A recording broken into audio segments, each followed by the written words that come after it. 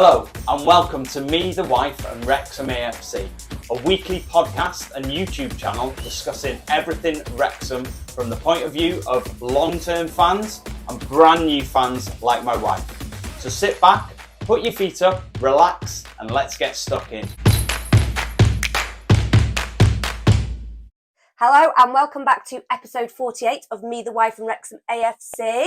Before we get going, Yep. I just want to say happy birthday to my gorgeous wife sitting next to me, who turned 41 on Saturday. I did, 41. And she doesn't mind me saying that. And the reason I know she doesn't mind me saying her age is because this is the third take we've done of this intro. And we got it wrong twice. So I know she's happy with me saying her age. So happy birthday for Saturday, just gone. Thank you very much. Did you have a nice day? I did. It was Good. lovely. Good. Spent the day with the family and then pretty much just slept. Yeah. The rest of the day 'cause Yeah, I it was was so good. Yeah. tired. A few drinks. It was nice. Yeah. I think the first thing we need to start with is the big news from the week. Yep. The only big news from the week, and that is Ben Tozer won't be allowed to use the towel next season. Yep. No towel Tozer. No towel Tozer. I mean, it's shocking, isn't it? Yeah, I put a post on, obviously when this news came out.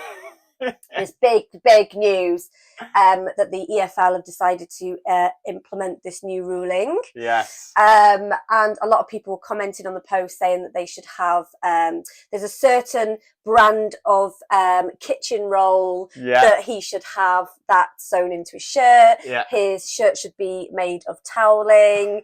Lots of comments about it, to be honest. Yeah, I think it's funny, really, because basically the EFL brought in a couple of rules. One, it's going to be a multi-ball system next season. That doesn't mean more than one ball on the pitch at a time. Oh my God, can you imagine? Yeah, basically what it means is dotted around the pitch, there'll be balls sitting on small little cones, so that when the ball goes out of play, a player can just pick up another ball, and it's trying to improve the amount of time that the ball is in play, as opposed to the ball going into the crowd and the crowd being silly and throwing it around and not giving it back and then having to get another ball and blah, blah, blah, blah, blah. It's supposed to improve the game time within a game. Wasting of time as well. Yeah, whether that'll happen, I don't know. We'll have to wait and see. The other one was, I think a lot of clubs would provide, especially clubs who had players who were quite good at long throw-ins. They would provide a towel to the home team, and then they would refuse access to that towel to away teams. So the EFL have gone, right, okay, nobody can use the towel. It's a bit of an odd rule, but anyway, I don't want to dwell on it. It's just something to bring up. That isn't the biggest news that we've had this week. It's not. We're jesting. Yes. So there's a couple of things which were, I'd say, classed as big news. So we'll start with Ryan's tweet that he sent out, which basically said, Wrexham United. And then he said the tagline was, "This is happening."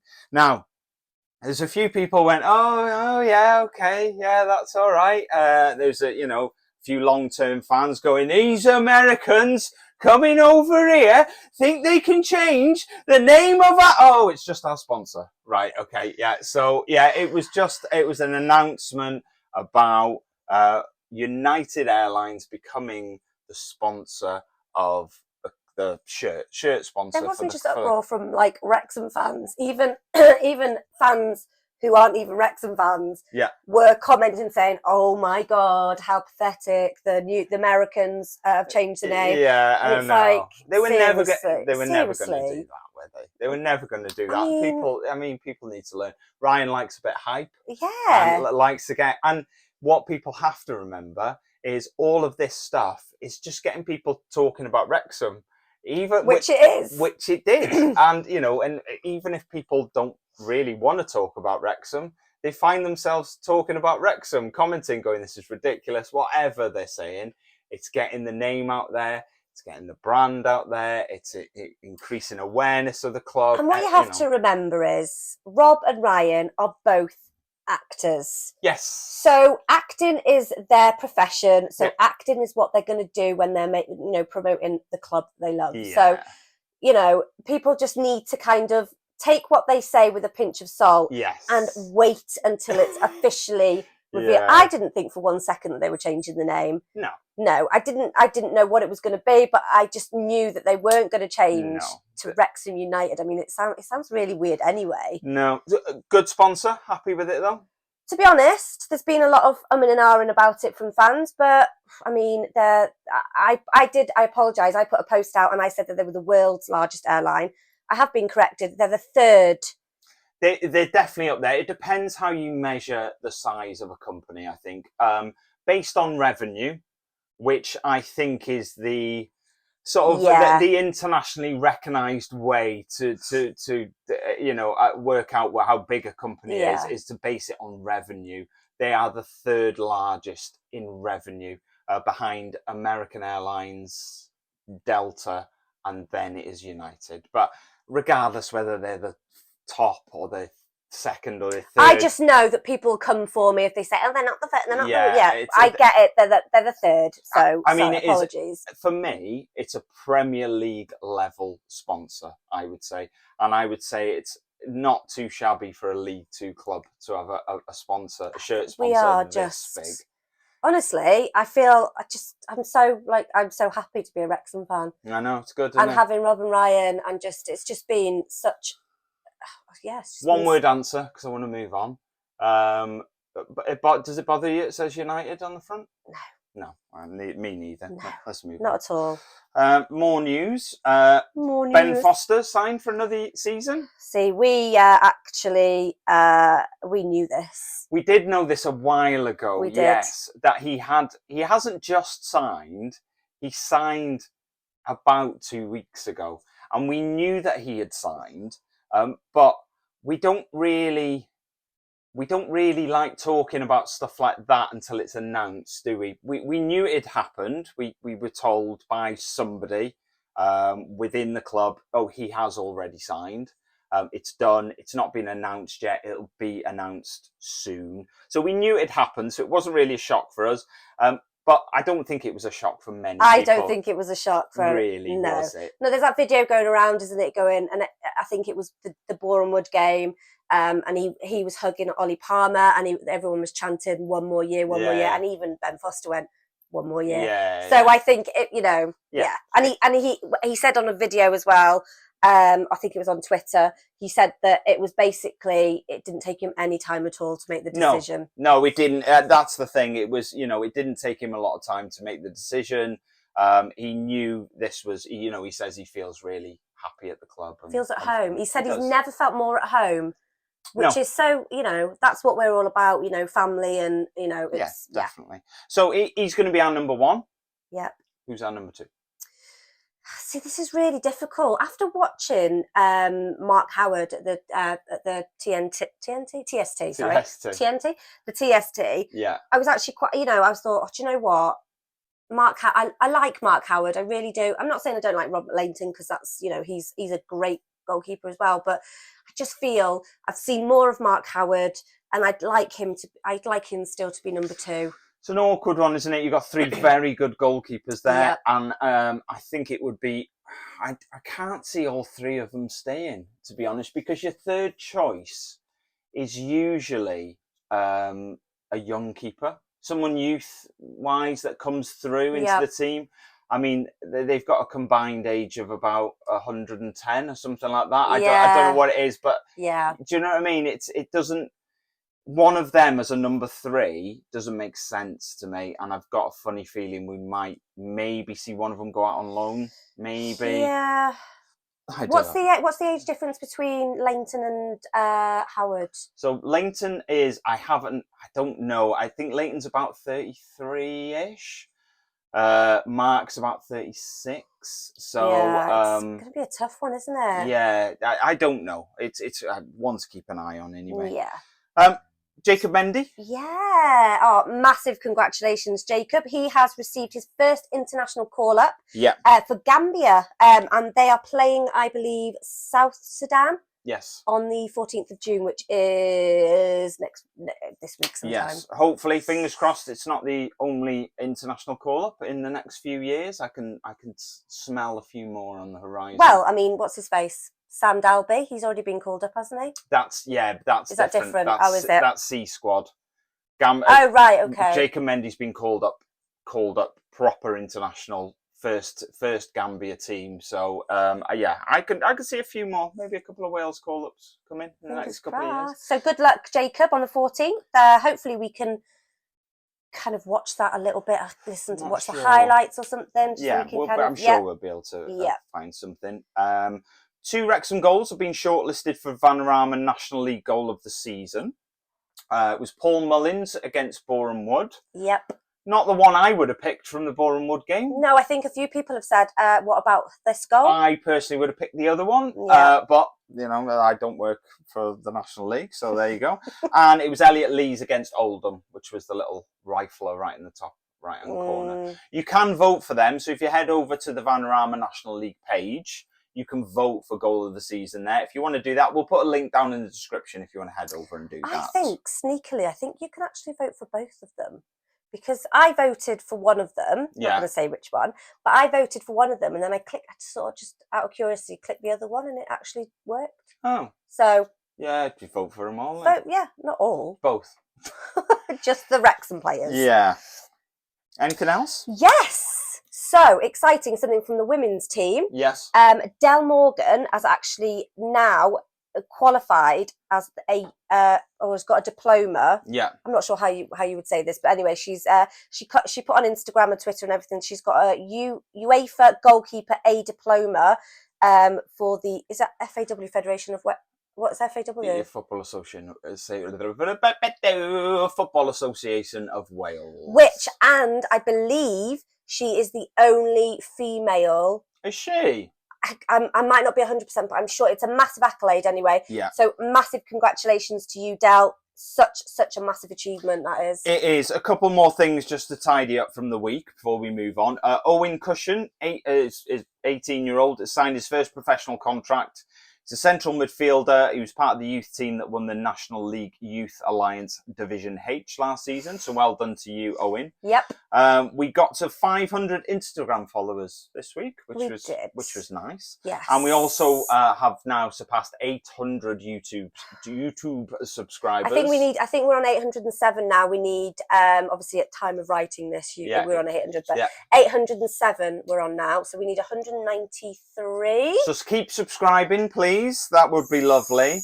And one other small little thing, which we're not going to discuss, but it's been revealed that all EFL clubs will be allowed sleeve sponsors for the coming season. So it's all more money. So, do you think we'll have a different sponsor? Maybe. I think every club previously had the EFL badge on one side, and I think maybe Sky Bet on the other sleeve. I think so, yeah. Which is basically the EFL sponsor. Yeah. So, I don't know what's happening with that, but apparently all clubs are allowed a sleeve sponsor. So wait for news on who's going to be our sleeve sponsor. Yes. It might be something different. It might be Vistaprint.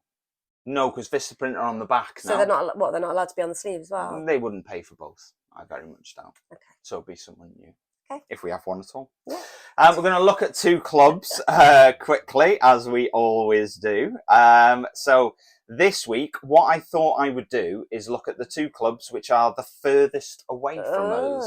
So the longest travel. So the first one's Gillingham. Gillingham.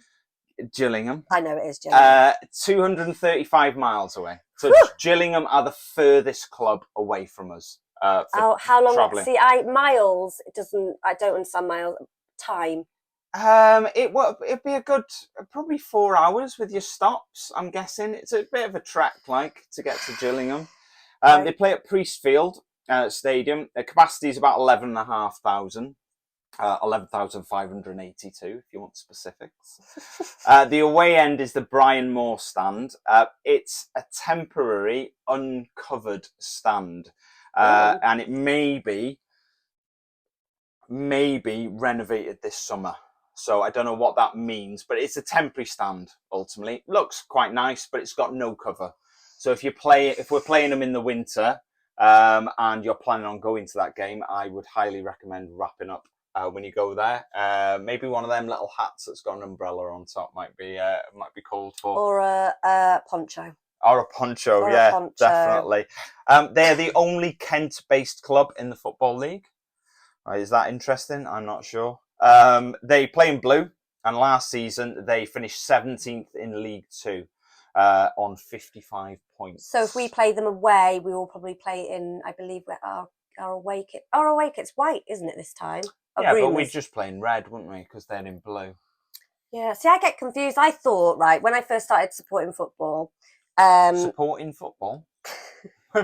Watching football. Watching football. Yeah. I always thought that the away team always had to wear their away kit, but obviously watching Wrexham and stuff like that, I get that they don't have to. Yeah, no. But yeah, no. So it's a weird. I think in other sports there are sort of set rules. I think in the NBA, someone is more than welcome. So the basketball in America, the basketball. I think the home team always wear white. I think. Okay. I think that's right. Apart from one or two teams, maybe the Lakers and somebody else. I'm veering off on a tangent. Yeah. But I think that's one of the things over there. But over here, it's a little bit more fluid. Just because you're away, you don't have to wear your away shirt. Just because you're home, you don't have to be wearing your home shirt. But teams tend to wear their home shirt at home. But if the colours don't clash, I don't think you have to wear your away shirt. I think clubs try and manage it so that to appease all the fans who've maybe bought an away shirt, they try to wear the away shirt at a certain amount of times when they go, when they go away. So they finished 17th in League 2 last season on 55 points. Oh, well done. I've just said that, but yeah, go on. Did you? Yeah. No, you didn't. I did. Okay, so have you talked about the top scorer? No, go on. I just feel like I'm not in the room when you talk sometimes. I know. I feel like that as well. So the top scorer is Tom Nichols. Was, yeah. Was? Well, last season, isn't it now? Oh yeah, of course. Oh God, I'm just getting over my birthday. Yeah, too many drinks, maybe. Even though you do a drunk drink, yeah. He was their top scorer with 6 goals. The lowest scoring team in the league with 36 points. No. So they were. It says lowest scoring team in the league with 36 goals. Yeah. The lowest scoring team in the league with 36 goals. You need to be more clearer. Well, no, because if they were the lowest scoring team on 36 they wouldn't have 55 points. Well, no, and they wouldn't be in League 2 next season, would they? They've been relegated. Come on, Sian, wake up now. I'll carry on with this, shall I? Should we stop recording and start again? You can see why we're on the third take of this, I think. Former players. So Tom O'Connor used to play there. So he played over 60 games for Gillingham, over 2 loan spells between 2019 and 2021. Famous fans. Kate Garraway, apparently, is a Gillingham fan. Although I have seen pictures of Kate Garraway at the Emirates watching Arsenal. So I'm not sure how true that is. Also, comedian Joe Wilkinson. Oh my God, it would be amazing if he came to the game in Wrexham. He is from Gillingham. He probably lives in London now, though, doesn't he? Possibly, yeah. But he is a Gillingham fan, as opposed to Kate Garraway, who I'm not sure. I think she's just flip-flopping between teams. To be flip-flopping. Flip-flopping. The other team I wanted to have a quick chat about was Colchester United. So they're 230 miles away, so it's slightly less than Gillingham. They're in Essex, Colchester United. Okay. They play at the JobServe Community Stadium, obviously for sponsorship reasons. Their capacity is just over 10,000. Clubs with large away followings get the North Stand, which holds about 2,000 fans. Not bad. They play in blue and white stripes. Last season, they finished 20th on 49 points, which was only 6 points above the relegation zone. Their top scorer was Noah Chilvers with 9 goals. Ex-players include Elliot Lee. Used to play then, 2016. He played 15 games for them. And Ben Tozer in 2013. He played the grand total of 1 game for Colchester United. So probably no love lost there then, really. They probably, let's be honest. Probably don't remember who he is. No, if a player came and played 1 game for you, I think most people would struggle to remember you, to be honest. I think maybe a little Google would go, oh, he played for us. Oh, yeah. Don't really remember him, but he only played for him once. So there's 2 teams that we're going to be facing next season. Quite a trek for both of them. Obviously, people who listen to this podcast who live in bigger countries will think 200 odd miles. Are you having a laugh? Yeah. That's not very far. For us in the UK, that's quite far, Yeah, I would say. that's a trek for There's us. a lot of closer clubs that we're going to be facing next season than 200 odd miles. And I can guarantee that one of those away games will be on a Tuesday, so that will definitely be. I'm sure they will be, yeah. So that definitely we won't be going to that, unfortunately. No, definitely not. Right. Anyone watching on YouTube, you'll notice we are both wearing our Wales shirts this week. Now, the reason that we are doing this is football is over now. It's dead. It's we done. watched the Champions League game on Saturday. We did. Well done to Man City. It was a good game. It was all right. Commiserations to Inter Milan. Yeah, if anyone from Italy or Milan is watching, listening. We do have people listening from Italy. We do have from Italy, whether they're Inter fans, I don't know, but get in touch, let us know. But yeah, it was an all right game. I wouldn't say it was fantastic. Came to life maybe a little bit more in the second half. Yeah, definitely. Yeah, well done to them. We found ourselves last week watching the Scottish Premiership playoff game between Ross County and Partick Thistle. I think we might have talked about that. I'm not sure, but it was a storming game. That was actually a very exciting game. Sian came in and she was like, "What are you watching here?" And I told her, and she went, "Oh right, okay." Anyway, we carried on watching it. Whoa, absolute belter! It was really Watch good. the highlights of that one if you can. Decent. But now, yeah, we were clinging on by watching that game, absolutely clinging on. And then now we've had the Champions League.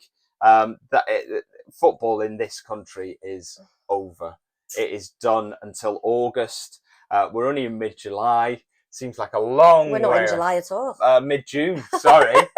Seems like a long way away, doesn't it? We've got the friendlies to watch. We've got the friendlies to watch. If anybody watched last week, we had Nigel on. Nigel's going to the games. He's going to do a couple of videos. We're going to maybe try and do a little something live with him from the ground as well. That which should be quite good. Yeah.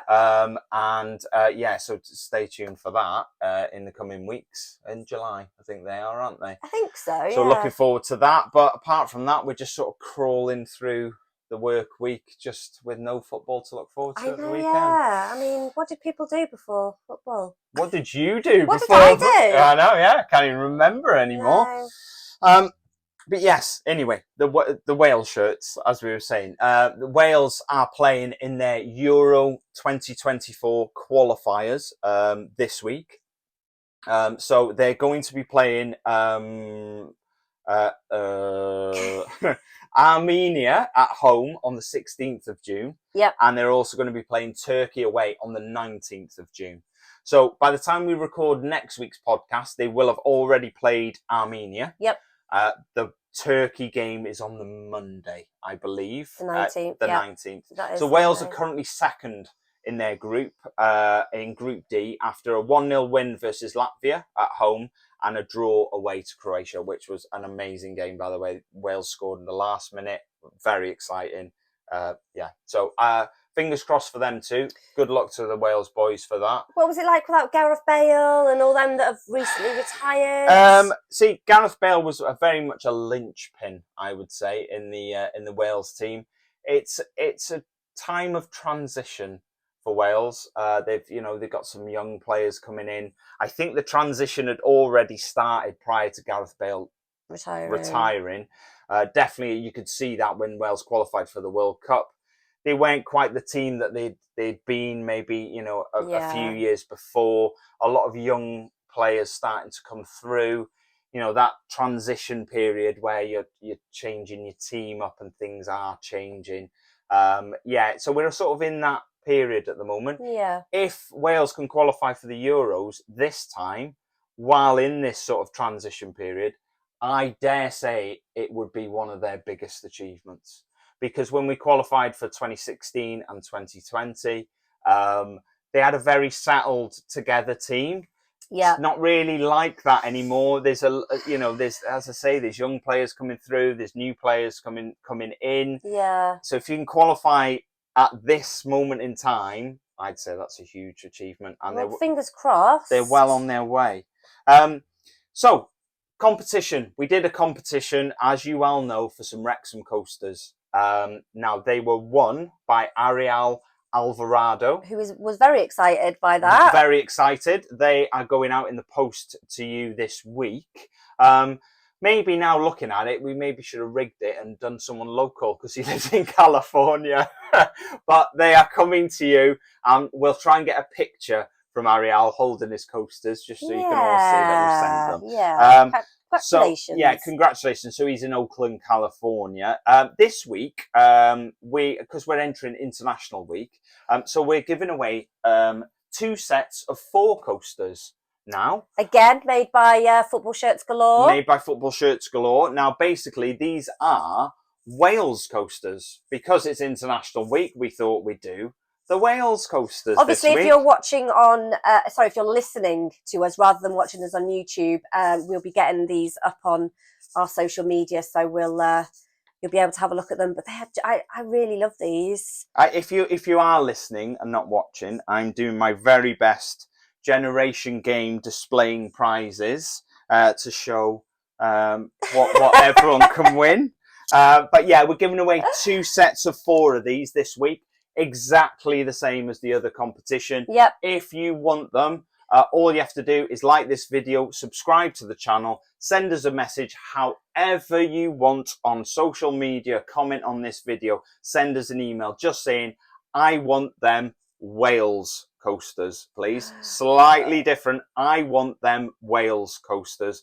Giving away 2 sets of 4 of them. As I say, they're from Football Shirts Galore. They're very nice. They're really good. Very nice. Again, they can go anywhere in the world. We're not bothered. We will send them out to anybody out there. I dare say this might be a little bit more localized entries, a little bit more Welsh entries than perhaps the international. But if you're international and you would like to enter the competition, feel free to do so and we'll get them out to you. So there you go. The winner will be announced on Thursday, the 22nd of June, which is a week this Thursday. Yep. Yeah? Yep. Okay. Happy Definitely. days. Happy days.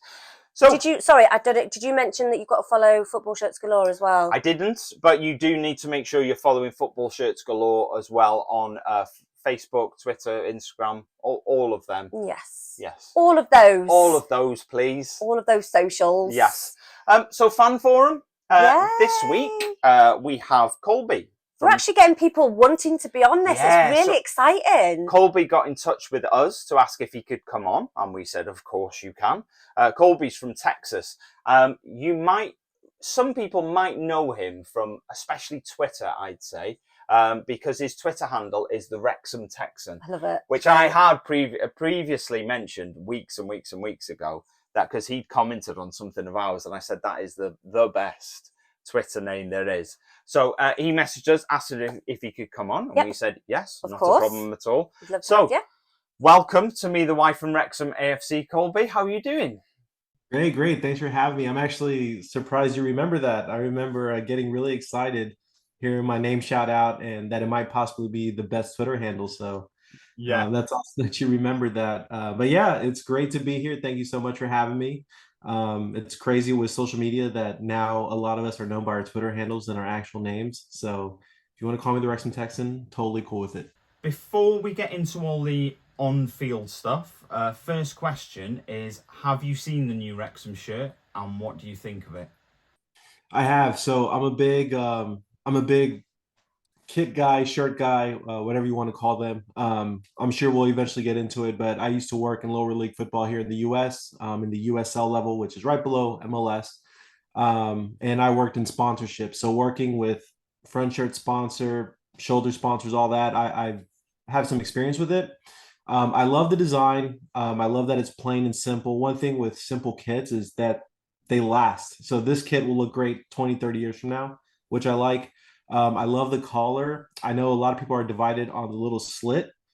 I think it's unique. Not a lot of teams have that. So I do love that as well. The last thing that I appreciate coming from my experience, I love the fact that it seems like United let Wrexham make the call on what the color of the logo would be. A lot of companies, when you make these deals, they want to have the final say on what their logo would be like, what the colors will be like. One of our sponsors, we had Nature Valley, and their color was green and like a neon yellow, and it clashed. Our kits were orange and black. It looked terrible, but they wanted their sponsorship to look the way it does on the boxes of their granola bars. So the fact that United let Wrexham use that all white, because I think United typically is blue, um, that for me was important because it looks great on the kit. It doesn't clash. It doesn't look out of place. It doesn't look like just someone stuck a logo on a kit. So for me, it was a home run. I'm excited to see what the white and the black are going to look like.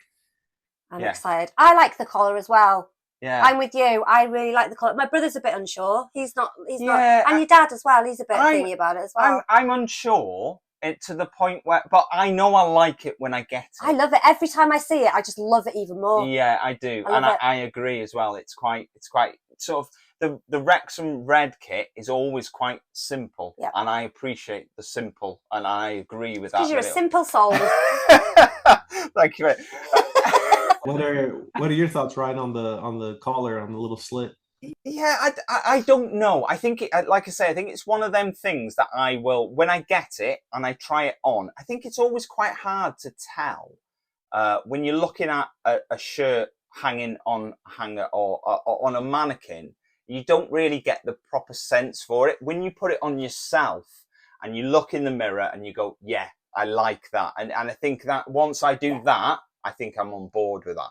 Just something you were talking about sponsors there. There was a little bit of a, what shall we say? There's a few people not completely happy because it said United on the front. Now, I know that's their logo. That's what it says. A lot of people were a bit like, because a lot of teams in the UK are something United. So you've got, Manchester United, famously, Leeds United.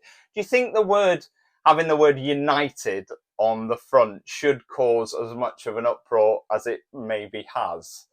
I think when you give me the kind of money that that United Airlines are giving me, you can call me whatever you want. Yeah.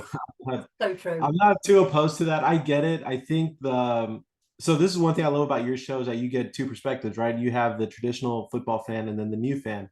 I think the traditional football fan probably wouldn't mind as much because they understand the game and how it works. I could see how the newer fans might be kind of hesitant about it. I don't think it's a big deal. Wrexham fans know what it means. At the end of the day, it's what's on the crest. So I mean, everyone's never going to be happy, right? So you do what's best for the club. I'm sure Rob and Ryan did what's best for the club. I'm pretty sure it's a very lucrative deal. So rising tide raises all ships. I think people will get over it pretty quickly. Yeah, I think so. So when did you first become aware of Wrexham? Was it the documentary that drew you in, or did you become aware of Wrexham some other way? So I became a Wrexham because of the buyout. I was still working in football, so I'm no longer working in football anymore. But when the buyout first happened, I was working in football, and to be completely honest, I didn't think much of it. I think I had mentioned to you guys in the past, celebrities owning clubs isn't anything new. So my local club is MLS side Houston Dynamo. James Harden is a very small minority owner. The boxer Oscar De La Hoya was an owner at one point, part owner at one point, and they didn't really do much for the club. They still don't. So I was just like, okay, these owners just want something to diversify their assets. Didn't think much of a big deal. Then I heard about this documentary coming out, and I was like, well, that's a pretty cool idea. I love documentary in any sports. Like HBO has Hard Knocks for the NFL. Amazon has is it All or Nothing, I think, for the football side of things. I love those shows. I'm addicted to those shows. So I was like, okay, there's something there. These guys are from Hollywood. They know how to tell a good story. But once the documentary started, it blew any expectations I had on what these guys were going to do with the club.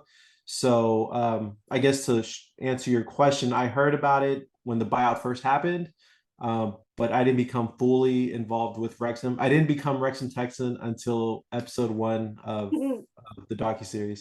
Cool. I mean, you sort of touched on it there.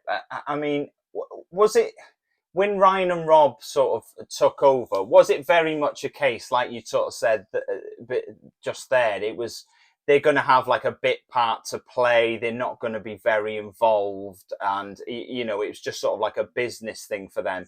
Or did you have a sort of slight sense that maybe they were going to be involved a little bit more than your regular owner, like you mentioned? Yeah, I think so I've followed English football for many, many years. I'm a Liverpool fan. And I hope this doesn't disconnect suddenly. But I remember, so I love LeBron James, and I remember when I heard that he was buying stake in Liverpool.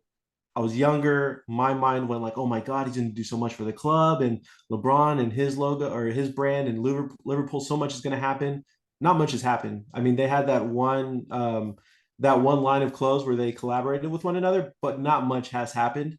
I remember thinking like he's going to get Christian Pulisic to play for Liverpool because he wants to play for LeBron, and this none of it's happened. So my expectations were fairly low because of the LeBron and Liverpool thing. So I didn't think it was going to be what it was now. And even with the docuseries, when I first heard about it, I thought it was going to be, just a quick little hour, 2 hour documentary on the actual purchase of the club. Again, just exceeded all expectations I had.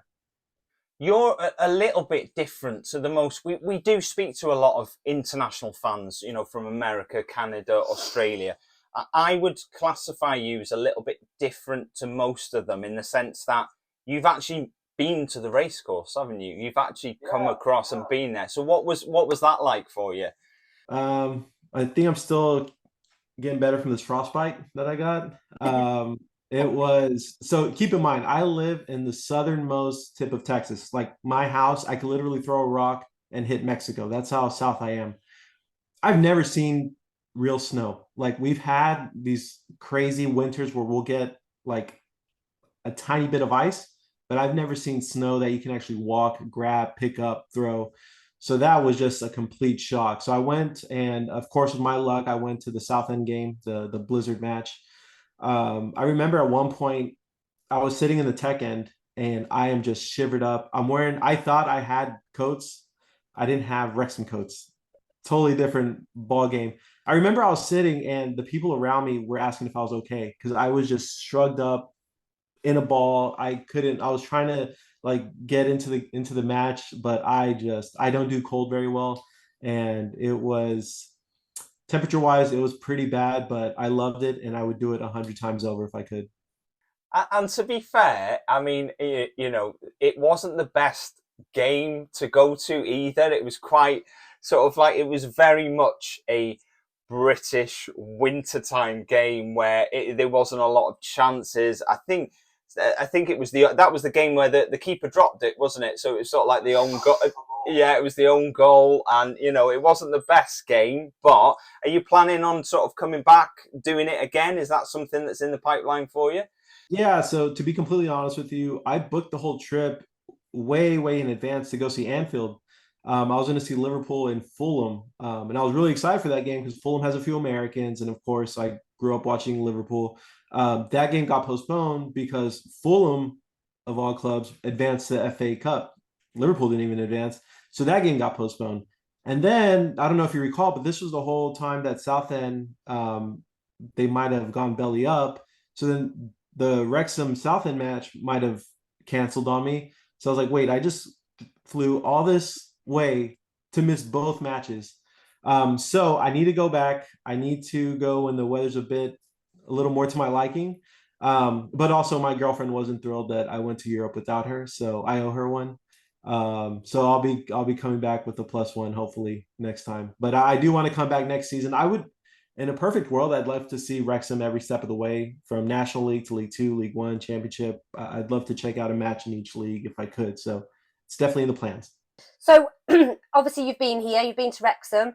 What do you think of Wrexham as a whole? As the people, the town, just everything. What are your opinions on Wrexham? And you can be as honest as you like. No, honestly, there was so much. So I live in a very small town in the border. Again, right now, I saw so many similarities. Just so in the US, we have a thing called Southern hospitality, and I saw that 100% with Wrexham. Keep in mind, when I flew into London. I spent a few days in London before coming to Wrexham, so I saw the vast differences in the two places. London is a lot like New York, a lot like any typical big city in the US. People keep to themselves, aren't as friendly. And then you go to Wrexham, and as soon as you get out the train station, you're being greeted with smiles, people saying hello. I guess tourists coming to watch Wrexham isn't new now with everything going on. Um, so people weren't like, "Oh, you're from Texas. That's great." People were used to seeing out of towners. So the first couple people I met, super gracious. I loved it. Again, I saw the Southern hospitality in Wrexham. So it just everyone welcomed you with open arms. I loved it. So yeah, I can't wait to go back. Brilliant. I do. Sorry to just to pick up on a point you just made there about people. It's normal for us now. Yeah. Do you know what? It's actually not. It is so surreal when you're, because like we've had a few Americans sitting in front of us, Canadians sitting in front of us in the Macron stand. Yeah. And we're like, oh my God, they're American. Oh my Yeah. God. And it is still really, really, I mean, it's getting normalized, obviously, but even like when we look back and see Rob and Ryan in the executives box, we're like, oh my God, it's Rob McElhenney and Ryan Reynolds. Yeah. It is bizarre. And I think it's going to be bizarre for a while. I don't think it's ever going to kind of go away. No, it won't, but we are getting more. It's the sort of town, I think you would say, if you went back 10 years, we didn't get, I'm going to use it, out of towners. We didn't get that here because we didn't really have anything to draw people in, if we're honest. But now, like you say, we see sort of like Americans, Canadians, Australians, we get a lot of people in. So it's starting to become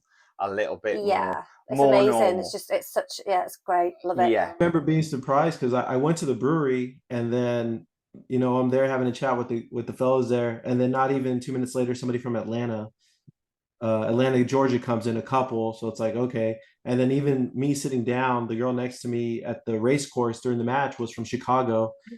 So even me, I'm dealing with it, just meeting people from all over the US. And it's crazy because while everyone comes to see Wrexham, you get so many different reasons. So the Atlanta couple, the gentleman was a Liverpool fan like myself. He grew up watching football.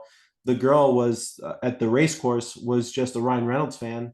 So she went just because Ryan Reynolds owns the team. So it's crazy. And for me, this is what I love the most about it. It's just growing the sport of football or soccer here in the US for Americans. Like so many people are invested just because of Robin Ryan, not even what's going on the pitch, not even what's happening. And I remember that was very jaw dropping to me. Like this girl traveled all the way from Chicago just because Ryan Reynolds, not because of Wrexham or I love football or because of Ryan Reynolds. That's it. So it's incredible what's happening right now for you all. Yeah, it is definitely. And I don't think Sean would mind me saying this. I would say Ryan Reynolds is probably one of the reasons, if not the main reason why you probably started coming to games. And then, because you were like, I'll come to the games just in case I get a glimpse of him. and then you sort of fell in love with the football, and that's how that sort of Don't get me wrong, I still love the fact that, yeah. having a glimpse at Ryan now and again. But yeah, I do.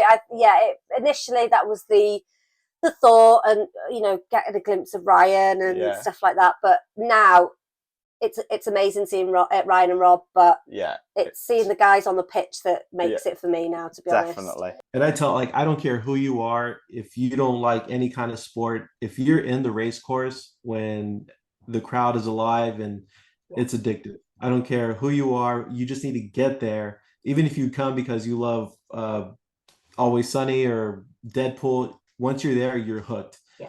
So yeah, it's just getting people there. And again, these guys are offering that. So it's pretty incredible what's happening. We've just had the news, obviously, that in the last week that Ben Foster's signed for another year. What do you make of that? Happy with that? I'm happy with it. I knew it was going to happen. I didn't think he was going to leave. It just didn't make sense for what he has going on with his YouTube career. So being completely honest, I was skeptical when he first signed because I'm like, look, he's 40, which goalkeepers, as you know, Ryan, you can play a little bit older. But my thing was he had took so much time off. So I remember I was on Twitter being vocal again, saying that I would stick with Mark as a starting keeper just because he's still in season, he's still in rhythm, and Ben just completely shut me up. So in a good way, I'm glad he did. I'm glad that he's back. The thing is, I think when we're playing League Two, he mentally, let's say he's taking another PK, mentally, Foster's already won that match against any striker, any PK taker in League Two. So that's going to be huge for us. And I just think the locker room presence right now, it seems like they have a good thing going on. I think that Vegas trip was a huge team building trip. So just to have him back in the club, I think it's going to be huge. And I'm glad he's back.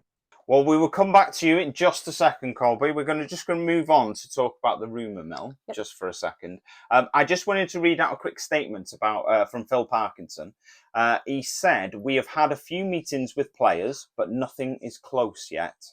We know which players we want, and we are just going through the process of speaking to players, agents, and clubs and getting a feel for the market." So that's something that he came out with this week. The one I think that's sort of come out this week is St Mirren striker Curtis Main. Never heard of him. No, well, you're not on your own, to be completely honest. So he's previously played for Middlesbrough, Doncaster, Portsmouth, Motherwell and Aberdeen. He's from South Shields and he turns 31 this week. Okay. He's not what you would call prolific, I wouldn't say. So he's played 64 games for St Mirren. And he scored 9 goals. Where's St Mirren? It's in Scotland. Thought so. Yeah. Middlesbrough, he scored 6 in 48. And Doncaster, he scored 9 in 48. It just seems like a bit of an odd rumour to have surfaced for me. I'll be honest, like I said, I'd never heard of him. I had to research him and look at his stats and see where he played before. He's played for some big-ish teams. Yeah. Not scored that many goals. Why? That's my question. Is what position why? Does he play? He's a striker. No. But not scored many. That's the odd thing. We don't need another striker. Colby, I'll come back to you. Why do you think we keep getting linked with strikers? Is a striker something that you think that we need? Or it just seems odd to me that we keep getting linked with strikers, considering we've got Paul Mullin, we've got Ollie Palmer, we've got Billy Waters, we've got Sam Dalby. Is another striker something you think we need in that squad? Do we need? No. But is it nice to have? I think so. Can't ever be too safe. And especially when we have these FA Cup games in the earlier rounds. I mean, do you really want to wear out Mullin and Dalby? I think it'd be a nice insurance key to have. With him. I mean, I'll be honest, I had no idea who he was. I tried to think, I think I'm decently versed in football, in English football, but yeah, I had to Google and Wikipedia and all that fun stuff. But I think it's safe to have. I wouldn't focus on a striker right now. I think there's other positions we could look at, but in Parky we trust, right? So okay, so what are your expectations for next season then, for when we start League Two? So I tell people, when we were getting these additions in season, it seemed to me like they were getting ready not just to win the National League, but they were getting ready to be decent in League Two. I think Ollie Palmer's claim that we're going to win League Two. I think Foster said it recently in his video. I don't think they're too crazy for thinking that. I personally think we're going to get out of League Two fairly easily. My personal prediction is I think we're going to get out of League Two fairly easily. I think League One, we have a decent shot of getting out within the first year. I think it's going to take us a year or two to get out of League One, and then I think it's going to be a little more difficult in the Championship. I do think we can eventually make the Premiership. I think it's going to take much longer than some people may think. But I think League Two is going to be the easiest, even easier than the National League for us to get out of. So I'm not too worried about League Two. I think we're going to finish on top of the table. Let's revisit this a year from now. But I feel pretty confident. So do you have a favorite player out of all the guys that we've got at the minute? It's crazy how, and that's the reason I don't have a tattoo. I'm so indecisive. It goes from, it started with Mullin. I think everyone loved Mullin, and I'm the type of guy that I like to go against the grain. So for the longest time, it was Hayden. Just because I love seeing a center back getting some love and the fact that he was scoring so many goals. But I think overall, the way they introduced Palmer from the docuseries with the whole Braveheart comparison, I was already hooked to begin with. I just love his attitude. I love him in his interviews. So I really like Palmer, and I would say Tozer. And the reason I love Tozer, he brings in this element with his throw-ins that not a lot of teams have. So it's kind of like a cheat code. But you're also in the National League with stars like Mullin, Foster. Tozer being a captain deals with something that not a lot of other teams in the National League have to deal with. And the fact that the team seems to all get along, gel, especially on the field, you don't see a lot of bickering. I attribute a lot of that to Tozer and keeping everything kind of level-headed. on the playing field. So I really love what Tozer brings, and I'm a big Palmer guy. So it would be between those two as far as my favorite out of the club.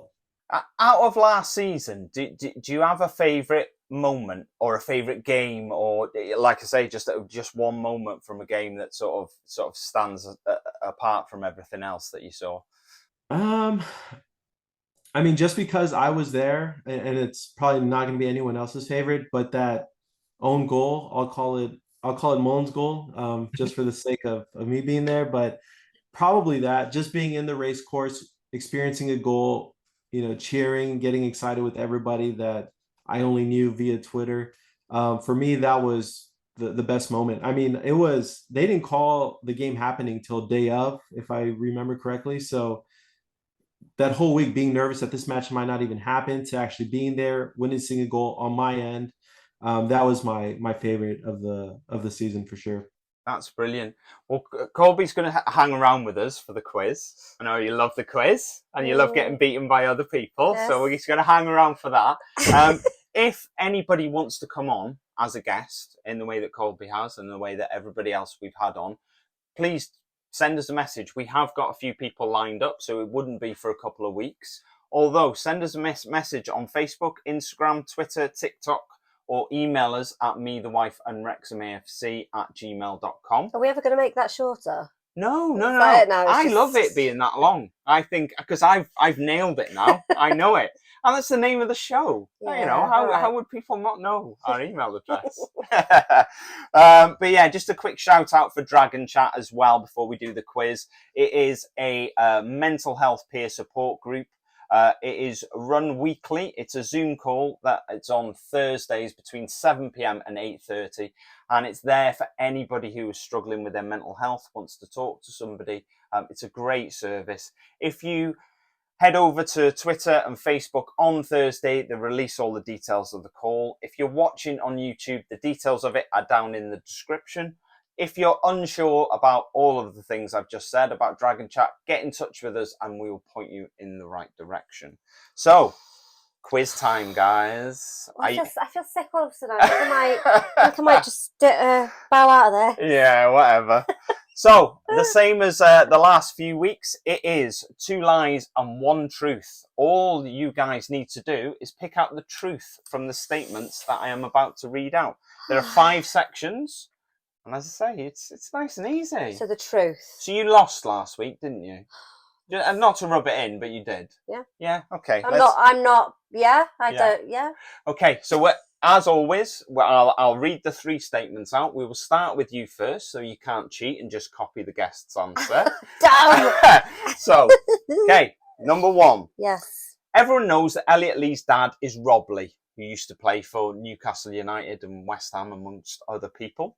But his mother, Olivia Lee, is a 2-time Olympian who competed in the 1988 and 1992 Olympics in Taekwondo. Number 2, the grass at the racecourse was grown in and imported from Bulgaria. Or number 3, Wrexham's last European game was played in Romania in 1995.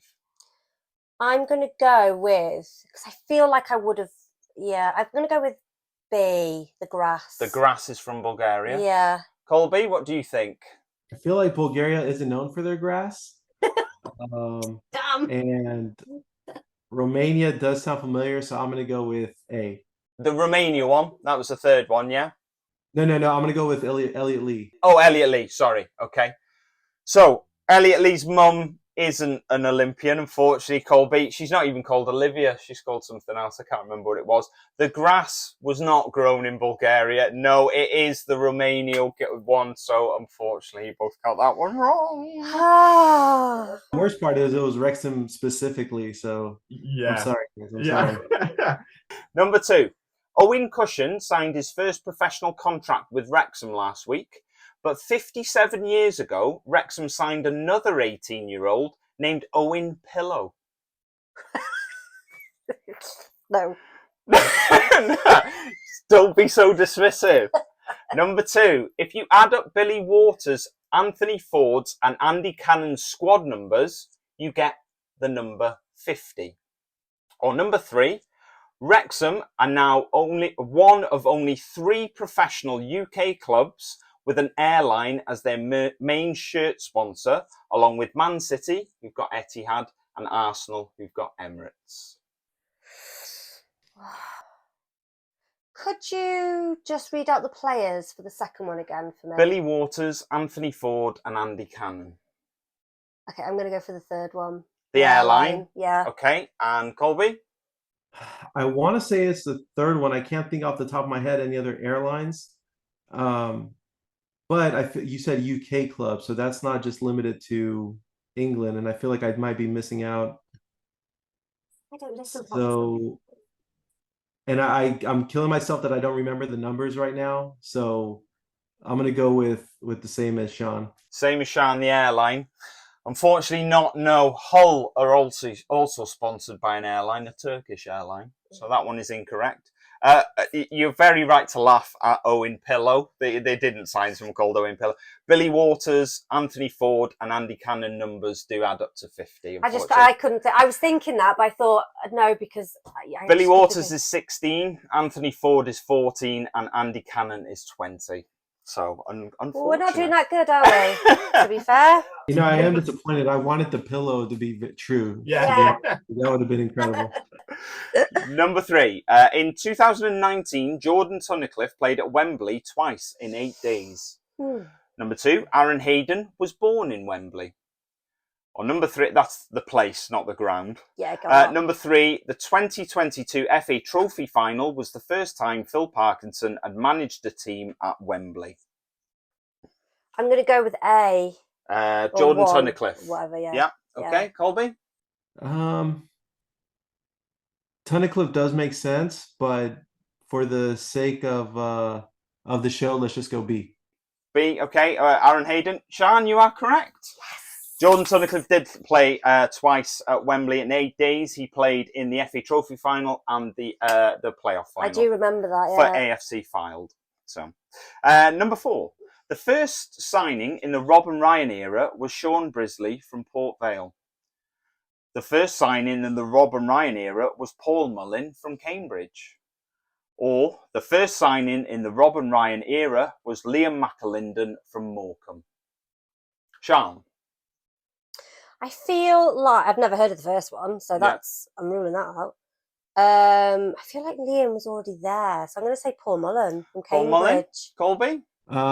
So actually, I collect kits. I love kits, as I was saying earlier. I just got a Port Vale kit in the mail this week, so I want to say that's like something from God telling me I should go with that answer, but I want to say McAlinden. Paul Mullin seems too obvious. Let's go with McAlinden because, like Sean, I haven't heard of the first one. Okay. You should have gone where you got, Colby. It was the first one. It was Sean Brisley from Port Vale was the first signing. He didn't play very much. But I don't even remember him at all. No. Mullin was the second or the third. McAlinden was the second or the third. I can't remember which way around they were. Oh, so he wasn't already there? No, he wasn't, no. Fine intervention, and I blew it. Yeah. Go with your gut. The last one. The new Wrexham shirt is inspired by the 1955 Wrexham shirt. B. Callum McFadzean has been promoted twice from League Two in consecutive seasons with 2 different clubs. Or number 3, when playing for... I keep mixing it up. 1, B, 3. Anyway, when playing for Torquay, Luke Young went a whole season without scoring, only to score a hat-trick in the last game of the season. I'm going to go with the last one because I love Luke Young. Luke Young? Yeah. Colby? I want to say that I know the collars were inspired by another kit. I don't know if it was that year, but just because process of elimination, I'm going to go with that one. Well, strangely, you're both wrong again. It was Callum McFadzean has been promoted twice from League Two in consecutive seasons. That was with Bury and Plymouth. So yeah, not to offend anyone who's in the room at the moment, but that was awful. I won though. Yes, you did. Won. You did just. I will give it you this week. Not by a landslide, but I won. They say all publicity is good publicity. If I can be the guy that lost to Sean, I'm okay with that. Well, thank you very much for joining us this week. It's been brilliant. And thank you to all of you who've been listening or watching at home. And we'll see you next week. Bye.